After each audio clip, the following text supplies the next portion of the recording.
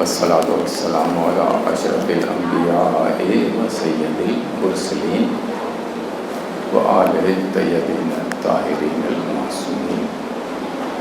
أما بعد فقد قال سبحانه وتعالى في كتابه المجيد: بسم الله الرحمن الرحيم. إن الله وملائكته يصلون على النبي يا أيها الذين آمنوا صلوا عليه وسلموا تسليما.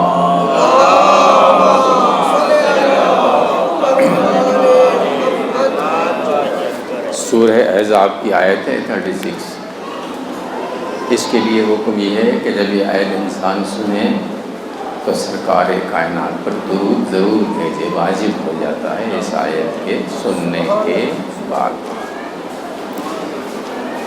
درود کی بڑی فضیلت ہے، آپ کے علم میں ہے، علماء سے سنتے رہتے ہیں. کئی دفعہ میں نے نہیں بتایا ہے. پہلی چیز تو یہ ہے کہ حضور کا ارشاد ہے سرکار کائنات کا کہ وہ شخص انتہائی کنجوس ہے جس کے سامنے میرا نام آئے اور مجھ پر درود نہ پڑھے. اللہم صلی علی محمد. دوسرا آپ کا ارشاد حدیث ہے کہ قیامت کے دن جب اعمال کو تولا جائے گا، میزان قائم ہوگا، تو اس میں جو سب سے وزنی چیز ہوگی وہ میرے اوپر درود پڑھنا ہوگا. سب سے وزنی چیز اللہم صلی علی محمد. تیسری چیز آپ کا ارشاد ہے کہ گناہ تم کرنے کے بعد توبہ کرتے ہو، اس کا کفارہ دیتے ہو، اس کے لیے معافی مانگتے ہو. اگر گناہ اتنے ہو جائیں کہ کفارہ دینے کی گنجائش نہ ہو، توبہ کرنے کی توفیق نہ ہو، تو درود بھیج دیا کرو، اللہ تمام گناہ تمہارے معاف کر دے گا.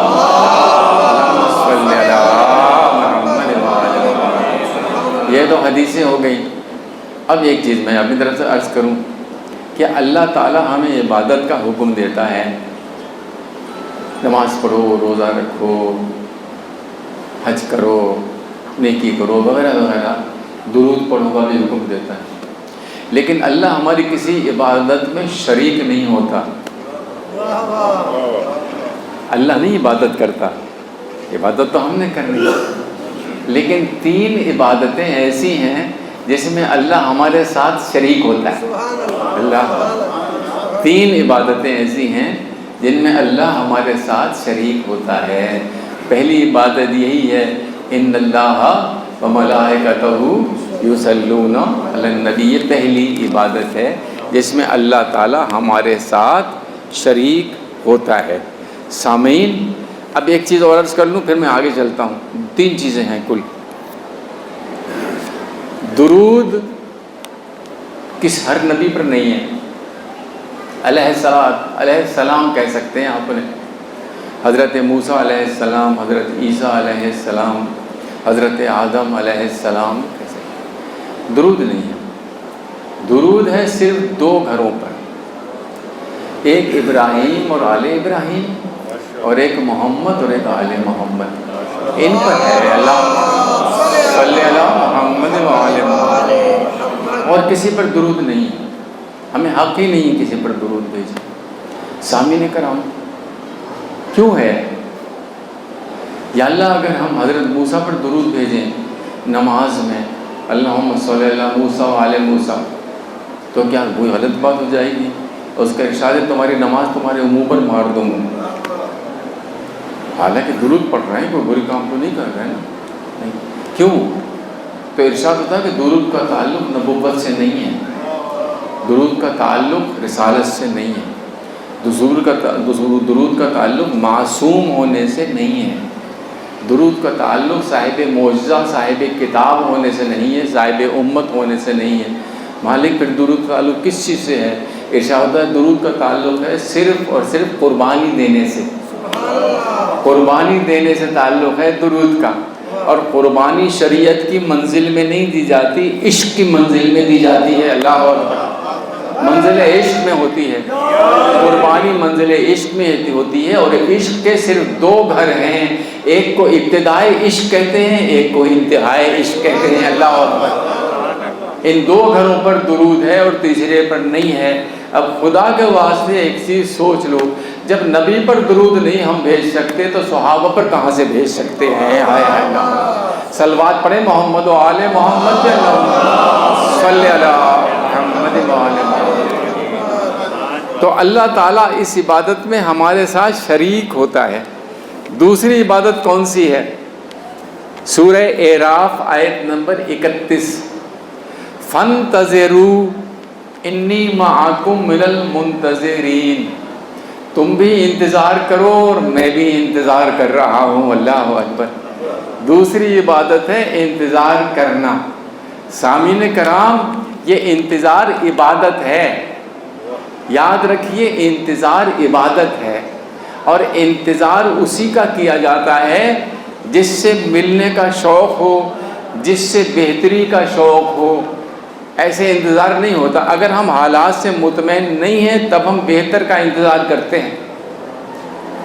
اگر ہم انتظار نہیں کر رہے ہیں تو اس کا مطلب ہے ہم نے حالات کے ساتھ سمجھوتا کر لیا ہے، جو ہمارے لیے اجازت نہیں ہے۔ انتظار کرنا ایک عبادت ہے، اور حدیث ہے معصومین کی طرف سے، امام کی طرف سے، جو شخص 10 دن انتظار نہ کرے وہ شیعیت سے نکل جاتا ہے۔ 10 دن انتظار کرنا عبادت ہے اور لازمی ہے۔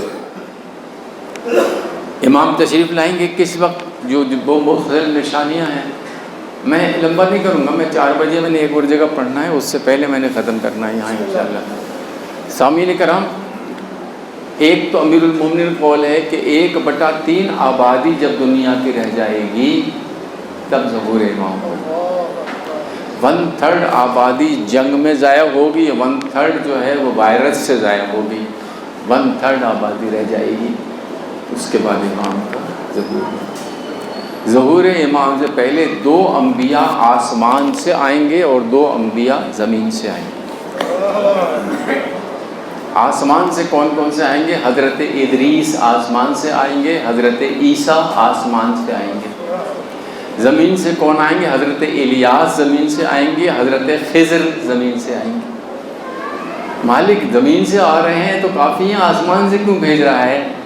تو پتہ کہے گا کہ بھائی بتانا چاہتا ہوں کہ یہ امام صرف زمین کا امام نہیں ہے، زمین کا بھی امام ہے، آسمان کا بھی امام ہے، کائنات کا بھی امام ہے۔ اللہم صلی علی محمد و آل محمد۔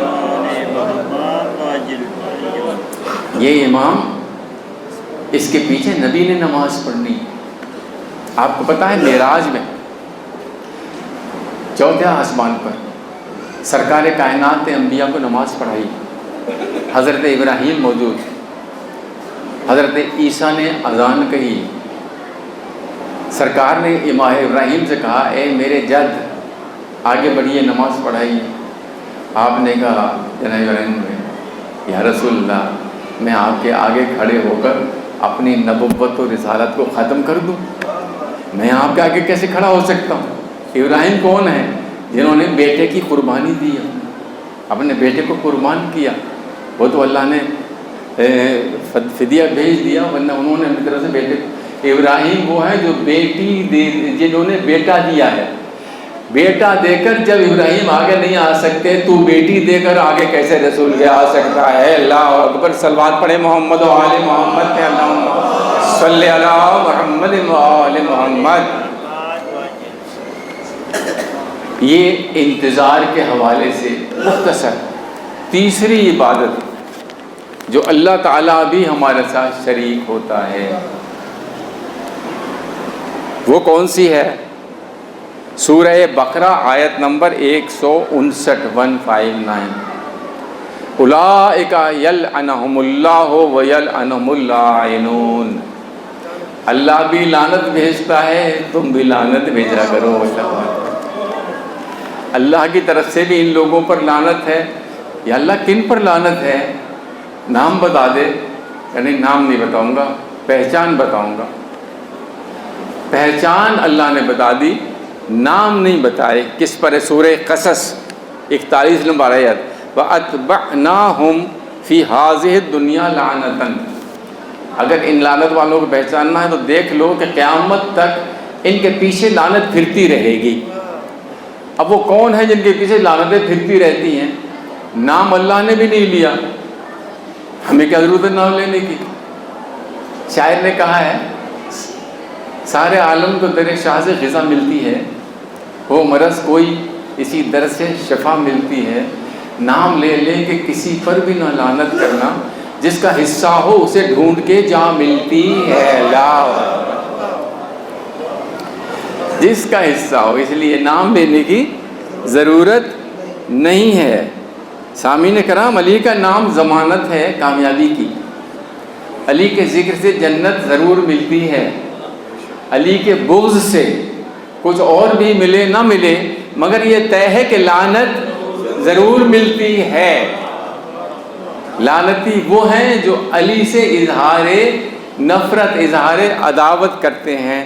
علی کے بغیر گزارا نہیں ہے۔ قیامت میں ہم نبی کے نام سے نہیں پکارے جائیں گے، امام کے نام سے پکارے جائیں گے۔ قرآن کی آیت ہے یوم ندعو کل اناس بامامہم، امام کے نام سے جا رہے ہوں گے، حکم ہوگا فرشتوں کو وقفوہم انہم مسئولون، روکو ان کو، اسے امام کا بھی تو پوچھنا ہے، بھی امام کا بھی پتہ کرنا ہے کس کو مانتے ہیں امام کو۔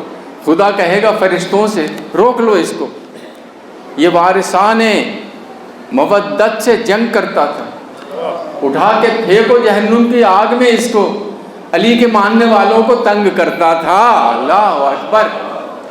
امامت کا سوال ہوگا، نجات امام کے ماننے سے۔ مولا فرماتے ہیں امیر المومنین گھبرانا نہیں، ہم 7 جگہ آئیں گے تمہاری مدد کے لیے، 7 مقامات پر ہم تمہاری مدد کے لیے آئیں گے، سکرات کے وقت آئیں گے۔ وجاءت سکرۃ الموت بالحق ذالک من كنت منہ تحید، سکرات موت پر آئیں گے، وحشت قبر پہ آئیں گے، فشار قبر پہ آئیں گے، بیست پہ آئیں گے۔ بیست ہے جب دوبارہ اٹھایا جائے گا، مبعوث ہوں گے جس وقت۔ اس کے بعد نام عمل جب تقسیم ہو رہا ہوگا، سیدھے اور بائیں دائیں اور بائیں ہاتھ میں اس وقت آئیں گے، میزان کے وقت آئیں گے، اور صراط پر سے جب گزرو گے اس وقت میں ہم تو یا علی آپ کتنے مہربان ہیں، ہم نے کیا کیا علی کے ساتھ، ہم نے کیا علی پر احسان کیا ہے، کچھ بھی تو نہیں۔ علی کہتے ہیں پریشان نہ ہونا، ہم 7 مقامات پر تمہاری مدد کے لیے آئیں گے۔ یہ نہیں کہا کہ جس نے ہمیں یہ کیا ہے ہم اس کی مدد کو آئیں گے، جس نے ہمارے ساتھ یہ احسان کیا ہے ہم اس کی، نہ، ہم تمہاری مدد کو جو ہمارے علی کو ولایت علی کے جو قائل ہیں، علی کی محبت ان مقامات پر قائم کام آئے گی۔ اللہ اکبر۔ نکیرین کے سوال جواب میں علی کہتے ہیں ہم کہاں آئیں گے، ہم پہلے پہنچے ہوں گے۔ شاعر کہتا ہے ایک چیز، اور ایک شعر سنے بس، اس میں بعد میں ذرا سیریس سلسلہ شروع کروں گا اپنے مجلس کا۔ جہاں میں کوئی نہ سمجھا کبھی مقام علی، جہاں میں کوئی نہ سمجھا کبھی مقام علی، زباں پہ آتا ہے مشکل میں سب کے نام علی، لحد میں پوچھا امامت کا مجھ سے کہہ دوں گا علی امام منست و منم غلام علی۔ اللہ اکبر۔ امامت کے بغیر گزارا نہیں۔ سامعین، یہ مجلس ترہیم ہے۔ عظیم انسان تھا جو چلا گیا، وہ مرحومین کتنے خوش قسمت ہیں جو مرنے کے بعد بھی ذکر اہل بیت کا سبب بنے ہوئے ہیں، دنیا سے جانے کے بعد بھی ذکر اہل بیت کا سبب بنے ہوئے ہیں۔ ایک گناہگار کی عظمت دیکھیں، جانے والے کی زبان سے ہے یہ، ایک گناہگار کی عظمت دیکھو کس قدر پائی ہے، عزت دیکھو، میرے مرنے پہ سجی بزم عزا، جینے والوں میری قسمت دیکھو۔ اللہ اکبر۔ جینے والوں میری قسمت دیکھو۔ سامعین کرام، آج جس کے ایصال ثواب کی مجلس ہے، سب جانتے ہیں آپ لوگ، وہ مومن تھا، وہ مخلص تھا، وہ صاف گو تھا، وہ حاجت روا تھا، وہ متقی تھا، وہ عزادار تھا، وہ غم گسار تھا، وہ زائر حسین تھا، وہ عاشق محمد و آل محمد تھا۔ سب کو اداس کر گیا، اچانک چلا گیا، سب کو اداس کر گیا۔ یہ کیا ہوا؟ کہ یہ یکایک ہوئی سحر ہے اداس، ہر ایک برگ ہے پژمردہ، ہر شجر ہے اداس، نگاہ نگاہ ہے فسردہ، نظر نظر ہے اداس، یہ کیوں خاموش ہے دیوار اور در ہے اداس، یہ کس لیے اداسی چھائی ہوئی ہے، پڑی ہے پھولوں پہ شبنم کے اشک بہتے ہیں، دلوں میں جائے خوشی رنج و یاس رہتے ہیں، یہ سب کسی کی جدائی کا درد سہتے ہیں، سوئے بقا گئے حامد یہ لوگ کہتے ہیں، چلے گئے دنیا سے حامد علی مرزا، ہم کیا کر سکتے ہیں سوائے دعا کرنے کے، سوائے ان کو یاد کرنے کے، سوائے یہ کہنے کے کہ خدائے اکبر و خلاق روح و تن کے طفیل، خدائے اکبر و خلاق روح و تن کے طفیل، حبیب اکرم و محبوب ذوالمنن کے طفیل، ہمیشہ خلد میں حامد علی رہیں یا رب، بفیض سرور کونین و بنج تن کے طفیل۔ صلوات پڑھیں محمد و آل محمد صلی اللہ محمد و آل محمد۔ سامعین کرام، یہ دعائیں، یہ التجائیں ہم اپنی تسلی کے لیے کرتے ہیں، اس مرحوم کو ضرورت نہیں ہے، وہ تو علی والا تھا، علی کے پاس پہنچ گیا، علی سے محبت کرنے والا تھا، علی سے پیار کرنے والا تھا، آل محمد کا شہدائی تھا، اسے کوئی ڈر خوف نہیں ہے جہاں گیا ہے وہ۔ شاعر کہتا ہے تجھ کو کیا ہے خوف، ہم اسے مخاطب کہتے ہیں تجھ کو کیا ہے خوف، رستہ سخت ہے دشوار ہے، تجھ کو کیا ہے خوف، رستہ سخت ہے دشوار ہے، تیرا ہادی تیرا رہبر حیدر کرار ہے، اللہ اکبر،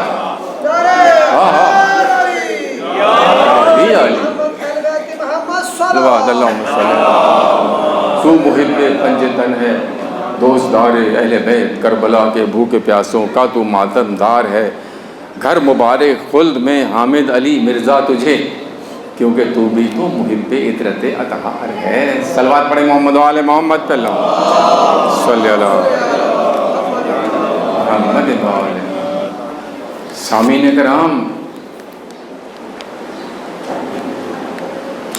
نجات چاہیے تو علی کے ہو جاؤ، جنت چاہیے تو حسین کے ہو جاؤ،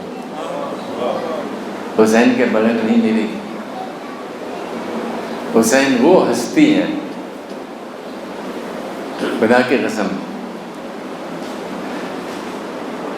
ارجعی الی ربک راضیۃ مرضیہ، تو مجھ سے راضی میں تجھ سے راضی، اللہ کہہ رہا ہے امام حسین سے، تو مجھ سے راضی میں تجھ سے راضی، کون؟ نفس مطمئنہ، یا ایتھا النفس المطمئنہ، نفس مطمئنہ، حسین کو کہا، سورۃ الحسین ہے یہ، سورہ فجر اس کا نام ہے ائمہ کے پاس، سورۃ الحسین۔ حضرت ابراہیم نے اللہ سے کہا یا اللہ تو کیسے زندہ کر، کیفا تحیی الموت، رب ارینی کیفا تحیی، یا اللہ دکھا دے کیسے زندہ کر۔ ادھر سے ایک دم سے آئے، کیا تجھے یقین نہیں؟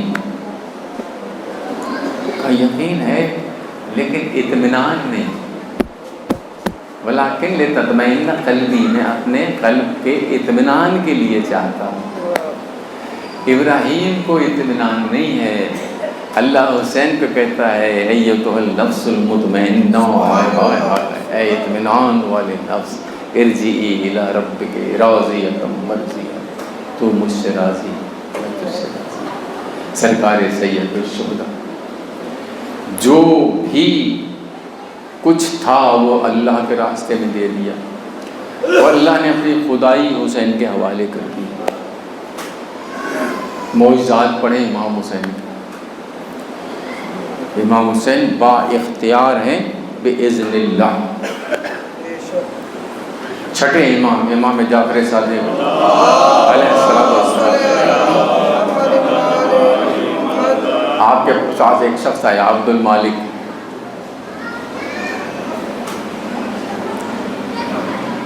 امام کے صحابی کے ساتھ، ابان ابن تغلب کے ساتھ، عبد المالک یمن کا ایک شخص آیا،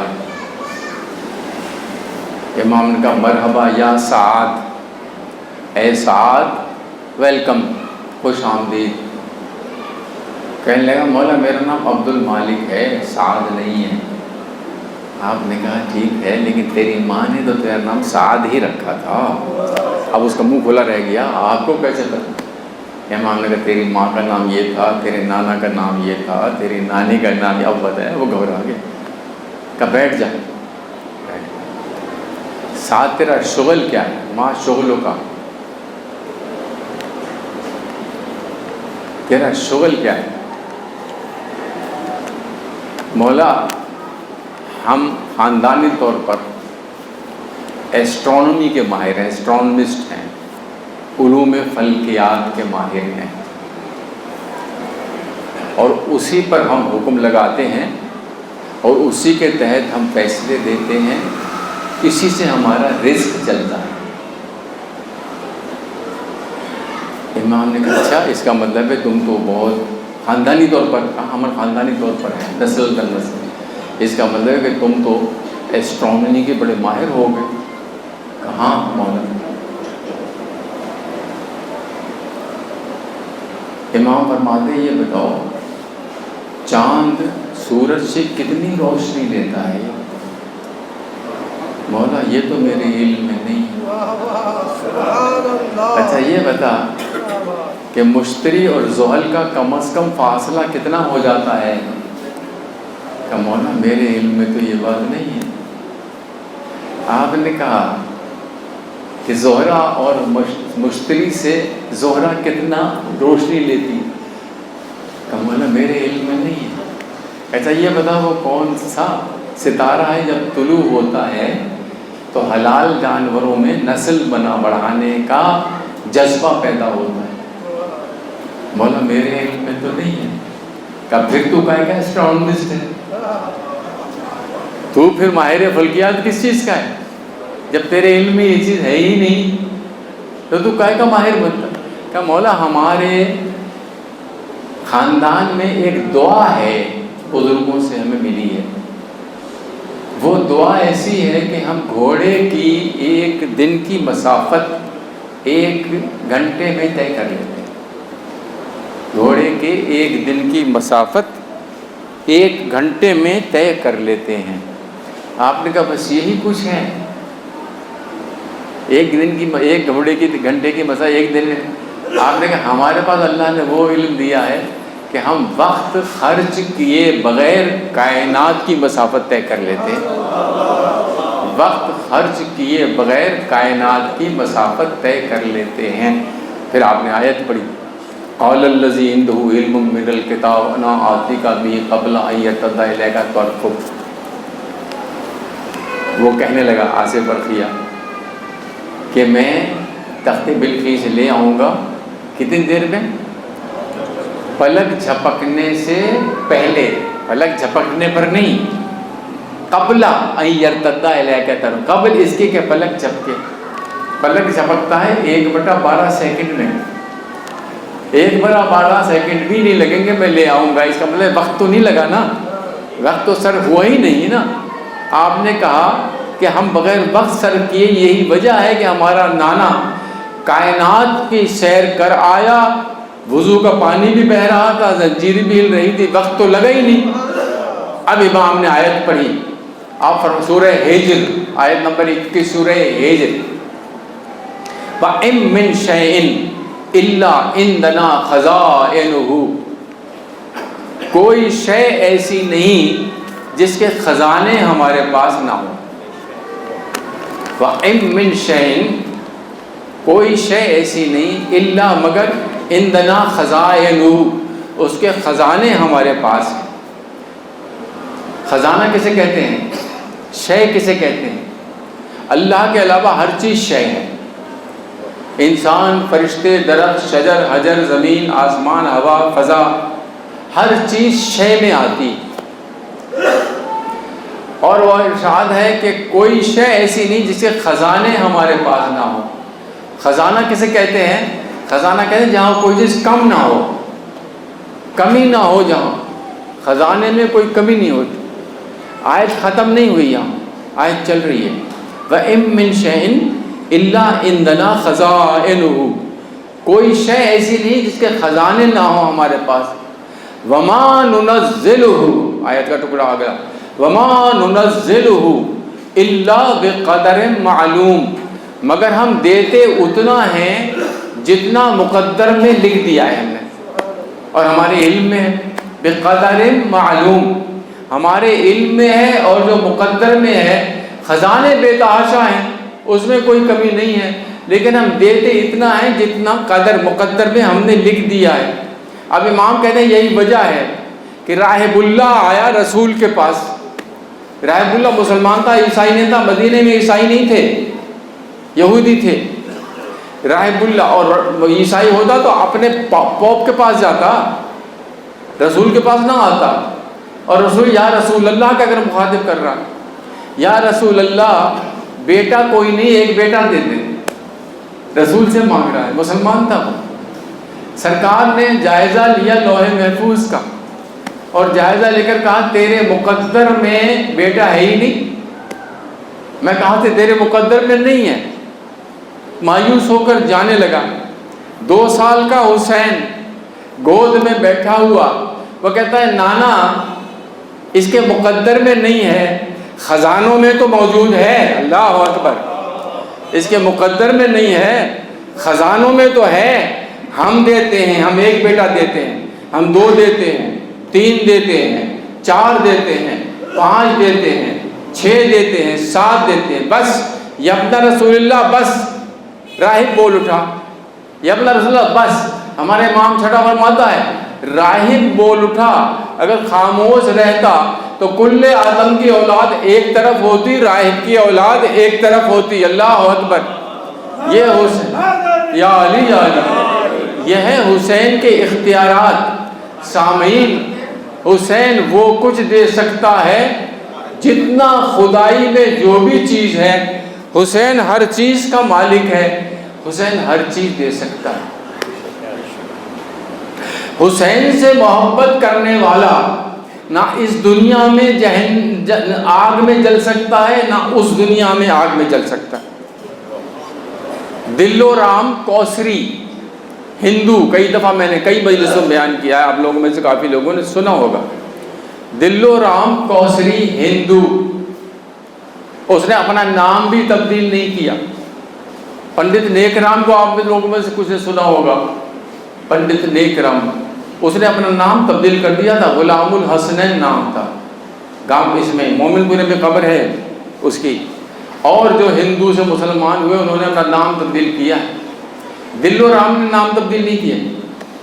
دل و رام کوثری، حسین کا عاشق، حسین سے پیار کرنے والا، حسین سے محبت کرنے والا، حسین کا قصیدہ لکھنے والے۔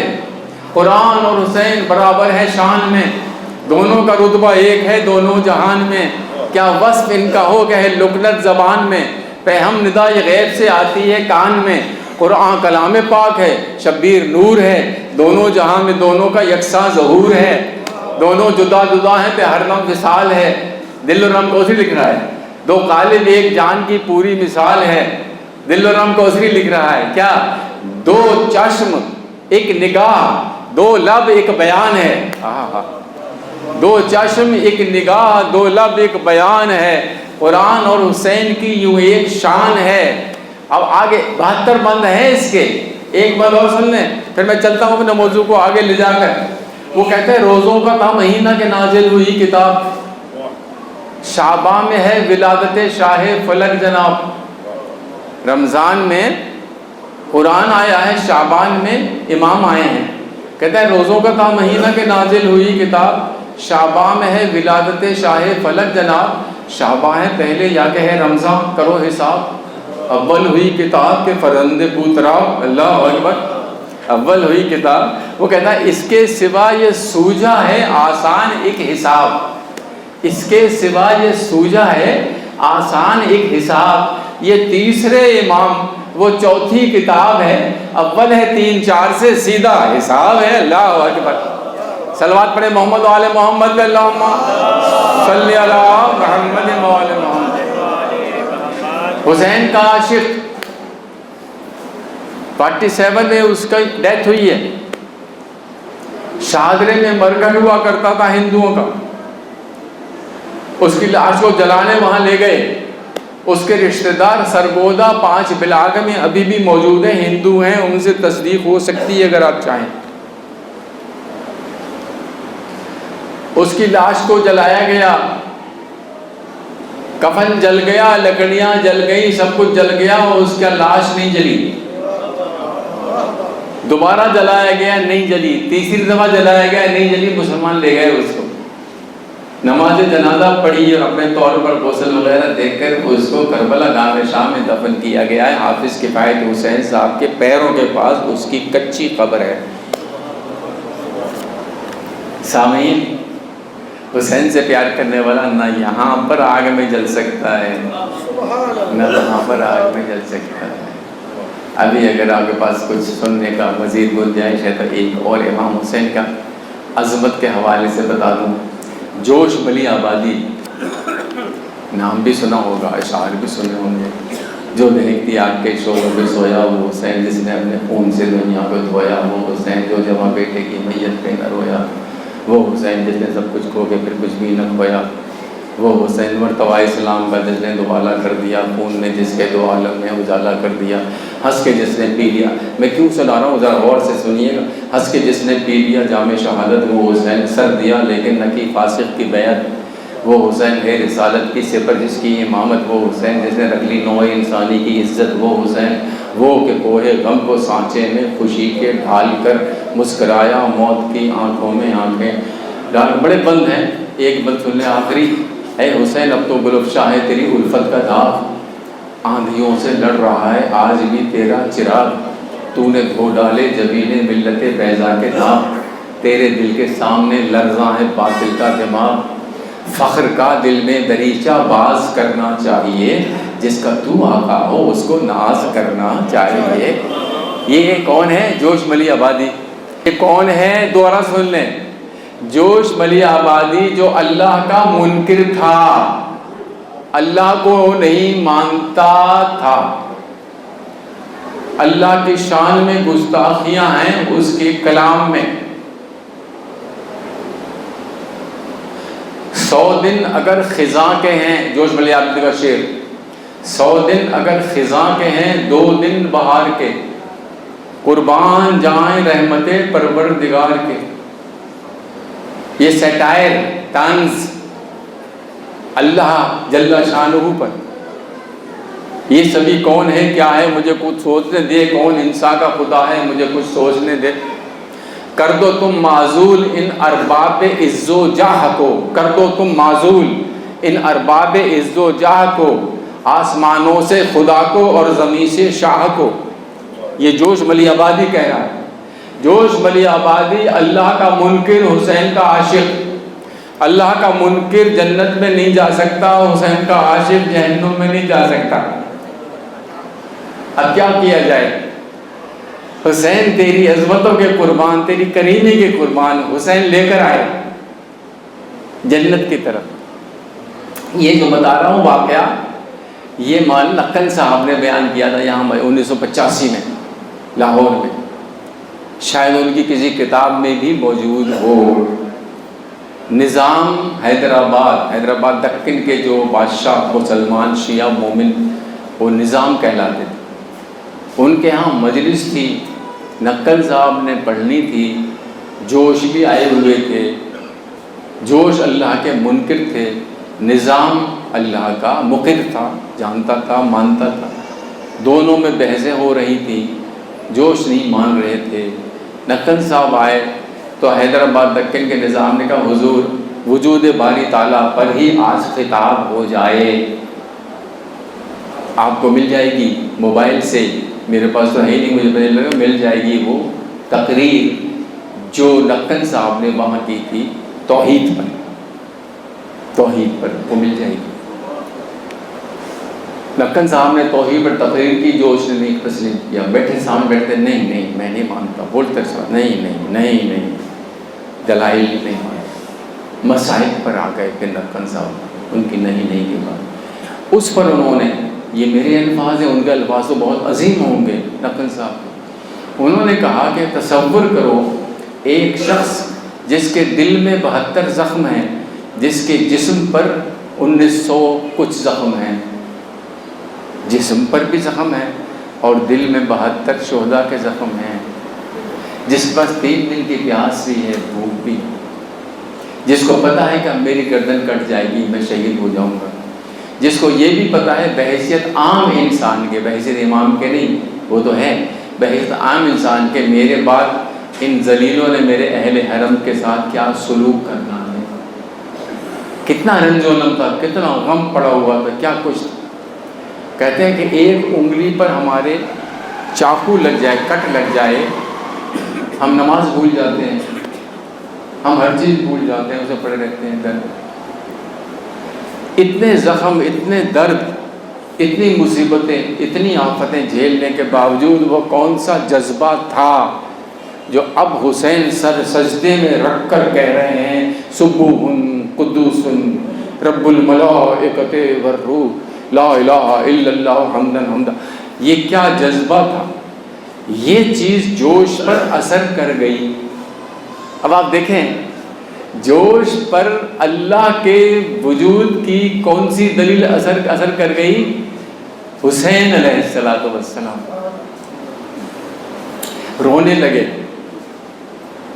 کمرے میں جا کر بند کر لیا، 76 بند کا مرثیہ لکھا، جس کے ہر بند کے آخری مصرے میں اللہ کے وجود کا اقرار کیا، ہر بند کے آخری مصرے میں، ہاں وہ حسین جس کا ابد آشنا ثبات، کہتا ہے گاہ گاہ حکیموں سے بھی یہ بات، یعنی درون پردہ صدرنگ کائنات ایک باشعور ذہن ہے، ایک کارساز ذات۔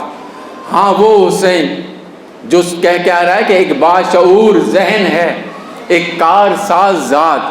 ہاں وہ حسین کون؟ سجدوں سے کھینچتا ہے جو مسجود کی طرف، تنہا جو ایک اشارہ ہے معبود کی طرف۔ اللہ معبود کو مانا ہے تنہا ایک حسین کے اشارے سے۔ سامعین، حسین بڑا کریم ہے، حسین سے محبت کرنے والا جہنم میں نہیں جا سکتا۔ حسین جوش کو جنت میں لے گیا، حسین دل و رم کوثری کو جنت میں لے گیا۔ میں اور کتنے قصے بیان کروں، میرے پاس وقت نہیں ہے۔ حسین وہ عظیم ہستی ہے، اللہ نے حسین کو با اختیار کیا۔ عبد الکریم حائری دنیا سے جا رہے تھے، حسین سے درخواست کی، تفصیل نہیں ابھی عرض کروں گا۔ حسین نے دوبارہ زندگی دی۔ پہلا مدرسہ قم میں عبد الکریم حائری نے بنایا ہے حسین سے زندگی پانے کے بعد، وہاں لکھا ہوا ہے، قبر بنی 1356 منگل انتقال میں سب چیز لکھی۔ حسین اتنا کریم ہے، حسین اتنا مہربان ہے، حسین اتنا پیار کرنے والا ہے۔ آپ ایک قدم حسین کی طرف بڑھیں گے، حسین 10 قدم ہماری طرف بڑھے گا۔ یہ حسین ہے۔ سامعین کرام، میرا بیان ختم، انشاءاللہ زندگی رہی، پھر جب تک زندہ ہیں ذکر حسین تو ہم نے کرنا ہے، اور آپ سب نے سننا بھی ہے، کرنا بھی ہے۔ آج چونکہ 14 تاریخ آ گئی، اس مظلومہ کی کل شہادت کا دن تھا جو کل گزر گیا۔ وہ کون تھی؟ تھوڑا سا سوچیں، جو میں فقرہ بیان کرنا چاہتا ہوں، بتانا چاہتا ہوں۔ ہمارے پاس روایت ہے کہ مجلس میں بی بی پاک تشریف لاتی ہیں، بی بی پاک کے ساتھ جناب زینب سلام اللہ علیہا بھی آتی، اور ایک روایت یہ بھی ہے کہ بی بی زینب کے ساتھ سکینہ بھی آتی۔ سکینہ پوچھتی ہے،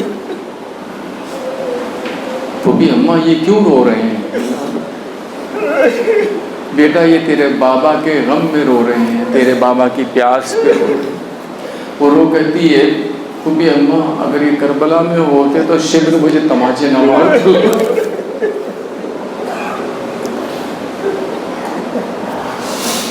یہ 3 سال 7 ماہ کی بچی کربلا چلی ہے، 25 رجب کو اس کی ولادت، سن 56 ہجری۔ اللہ اکبر۔ امام حسین رضی اللہ عنہ کہتے تھے مجھے وہ گھر اچھا نہیں لگتا جہاں سکینہ نہ ہو۔ 3 دن تک آپ نے پورے مدینے کو کھانا کھلایا ہے۔ سکینہ کی ولادت باپ کی گود میں رہتی تھی، چچا کی گود میں رہتی تھی، پھوپھی کی گود میں رہتی تھی۔ حضرت مسلم کی شہادت پر مسلم کی بچیوں کو امام حسین نے اپنی گود میں بٹھایا، سر پر ہاتھ رکھا، ان کو بندے پہنائے، دل پہنائے۔ سکینہ دیکھ رہی تھی، سکینہ کہ بابا آپ اس پر کیوں اتنی مہربانی کر رہے ہیں؟ بیٹا یتیم ہو گئی۔ بابا یتیم کسے کہتے ہیں؟ 3 سال کی تھی، 3 سال 7 ماہ۔ بابا یتیم کسے کہتے ہیں؟ بیٹا یتیم جس کا باپ دنیا سے چلا جائے وہ یتیم ہے۔ بابا کیا یتیم کے ساتھ پیار کرتے ہیں؟ کہاں پیار کرتے ہیں؟ کیا ان سے سر پہ ہاتھ پھیرتے ہیں؟ ہاں گئی۔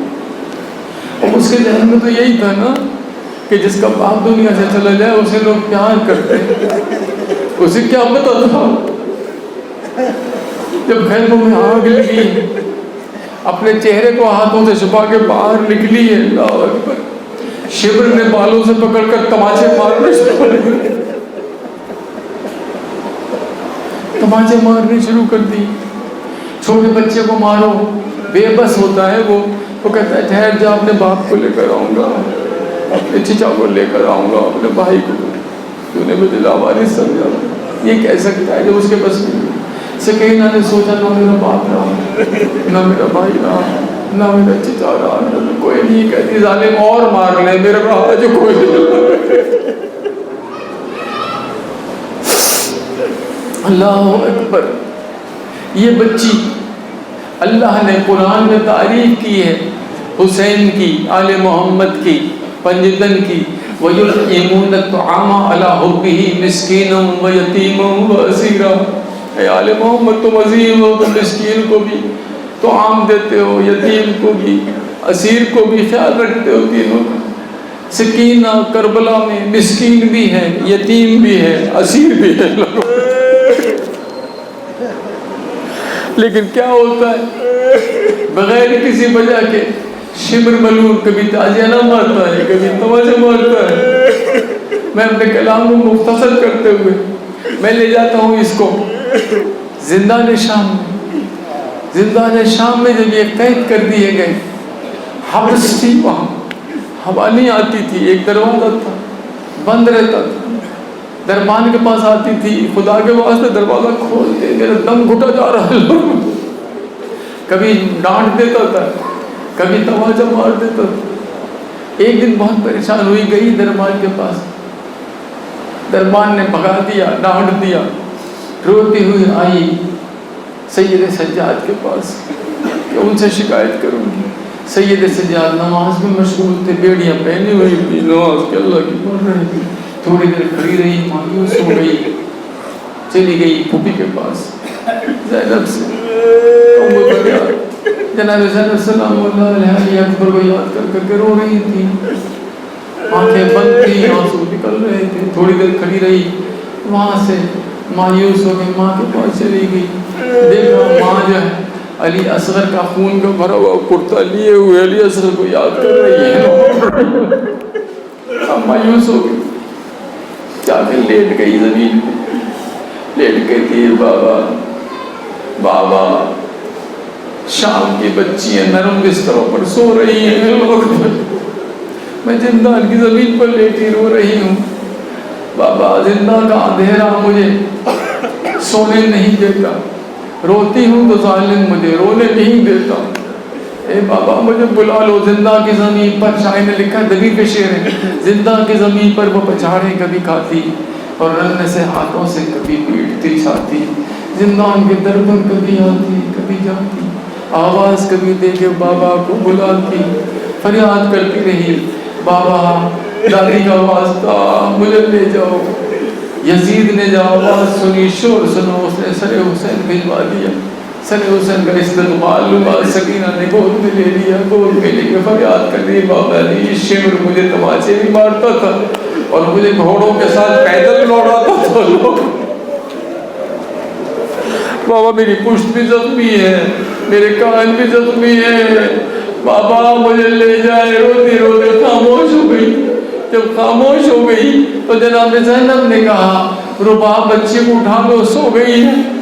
بچی کو اٹھانے آئی رباب، دیکھا گھبرا گئی، کہنے لگی سجاد دیکھو تو صحیح میری بچے کو کیا ہوا ہے۔ سجاد آئے، دیکھا، کہتے ہیں انا للہ و انا الیہ راجعون، بیٹی میری بہن تو چلی گئی دنیا سے۔ لاش اٹھائی، در زندہ سے نکلے کہ لوگوں غریبوں کا قبرستان کس طرف ہے مجھے بتاؤ۔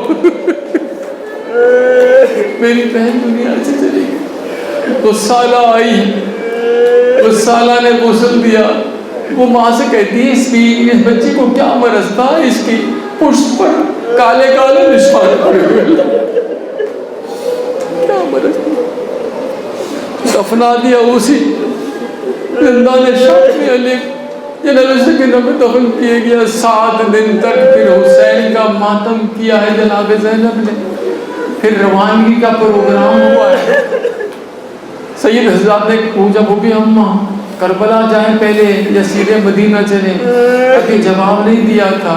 رباب کہنے لگی سجاد پہلے زندہ نشان چلو، میں اپنی بیٹی سے رخصت ہونا چاہتی ہوں۔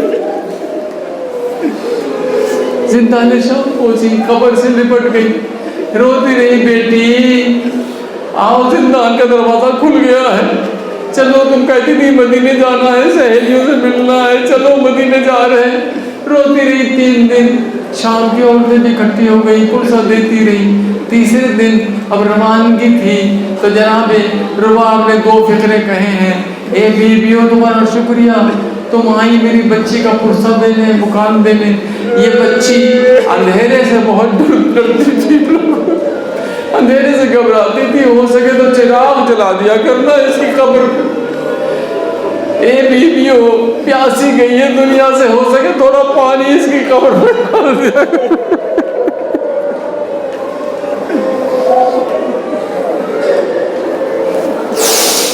وَسَيَعْلَمُ الَّذِينَ ظَلَمُوا وَأَيُّ مُنقَلَبٍ يَنقَلِبُونَ لبیک یا حسین، لبیک یا حسین۔